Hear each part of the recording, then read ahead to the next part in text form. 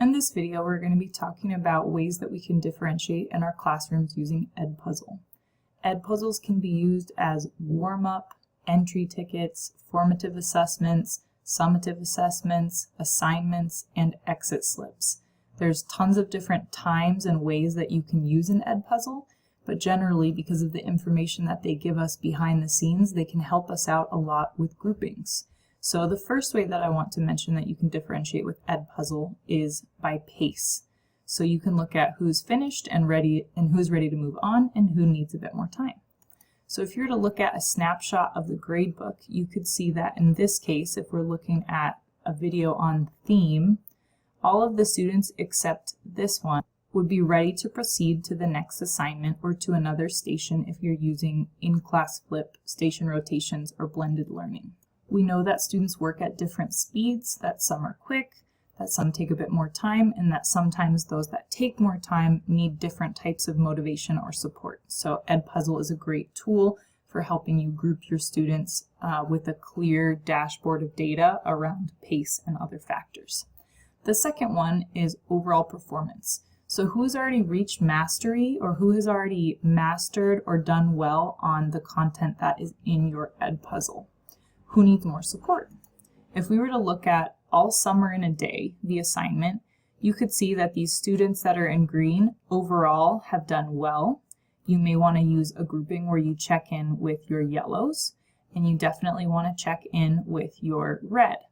You could also use one of the stations such as peer instruction to have some of your greens and your yellows working together and some of your yellows and your reds working together.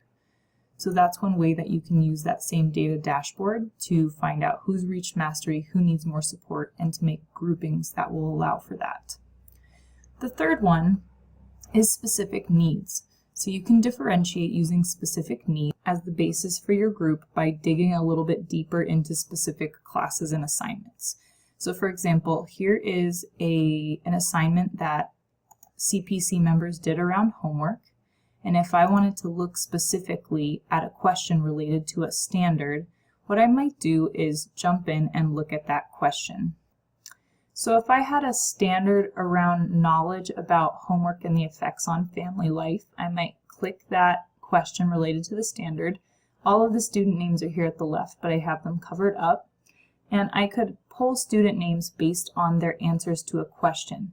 Do these students need more support or an additional resource in understanding, or is it clear that they've thoroughly read and analyzed the research in order to come to a conclusion?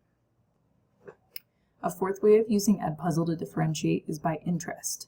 So because it's very difficult for us to simultaneously deliver multiple lessons based on our student interest, EdPuzzle can be a great way to do that with minimal prep due to all of the videos that currently exist on a lot of different content topics. So perhaps our students in social studies or religion class come in and they're given a warm-up where they have a choice of what they would like to learn about that day. Let's say Christianity, Hinduism, or Islam.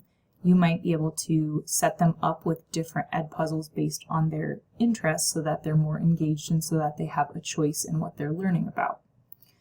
This is also relatively easy since if the videos are already made, you're adding a few quick questions and you may be able to use common questions that allow for comparison or deeper thinking with the open-ended option in EdPuzzle. And finally, the fifth way to differentiate with EdPuzzle is by language. EdPuzzle has a ton of scaffolds, from voiceovers to additional linked resources, cutting out information that may be too much, already built into the EdPuzzle framework. So you can add language scaffolds within a video in one language, or in cases where you have a variety of different levels in your classroom, you might choose to offer one video in English, one video in Spanish, or another second language, and build those supports into both options. Again, because EdPuzzle has so much content uploaded in multiple languages, it's very easy to do this because you don't have to make all of the videos yourself.